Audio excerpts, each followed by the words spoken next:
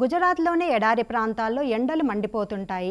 నీటి కోసం మహిళలు కిలోమీటర్ల మేర నడవాల్సి వస్తుంది. ఈ కష్టాలను చూసి చలించిన ఎన్విరాన్మెంటల్ ఇంజనీర్ తృప్తి జైన్ ఆ సమస్యకు శాశ్వత పరిష్కారం చూపాలని నిర్ణయించుకున్నారు. ఆమె కనుగొన్న అద్భుత సాంకేతికతే బుంగ్రూ అంతర్జాతీయ గుర్తింపు పొందింది. వివరాల్లోకి వెళితే తృప్తి జైన్ 1996లో తన భర్త విప్లవ్ పాల్తో కలిసి గుజరాత్ పల్లెల్లో పర్యటించినప్పుడు ఒక వింత పరిస్థితిని గమనించారు. వర్షాకాలంలో వరదలు వచ్చి పంటలు మునిగిపోతుంటే వేసవిలో మాత్రం చుక్క నీరు దొరకదు. భూమిలో ఉప్పు శాతం ఎక్కువగా ఉండటం వల్ల వర్షపు నీరు భూమిలోకి ఇంకదు.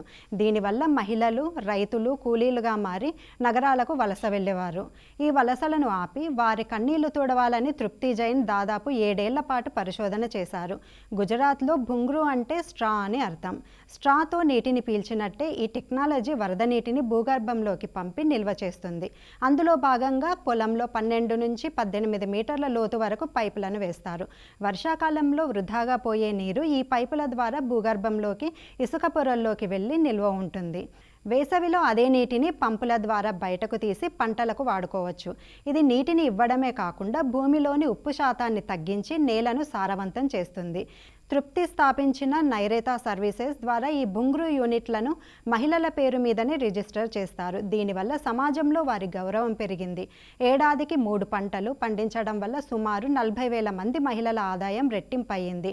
గాంధీజీ అంత్యోదయ సూత్రం ప్రకారం ఆమె ఈ టెక్నాలజీకి పేటెంట్ తీసుకోలేదు. ధనిక రైతుల నుంచి వచ్చే లాభాలతో పేద మహిళలకు ఉచితంగా దీనిని ఏర్పాటు చేస్తున్నారు. ప్రస్తుతం భారత్లోని 12 రాష్ట్రాలతో పాటు వియత్నాం, ఘనా, బంగ్లాదేశ్ వంటి దేశాల్లో 5,000కు పైగా బుంగ్రూ యూనిట్లు ఉన్నాయి. తృప్తి జైన్ తన ప్రభుత్వ ఉద్యోగాన్ని వదిలి కుటుంబ సభ్యుల వ్యతిరేకతను ఎదుర్కొని మరీ ఈ మార్గాన్ని ఎంచుకున్నారు. నేడు ఆమె కృషి లక్షలాది మందికి ప్రాణాధారంగా మారింది.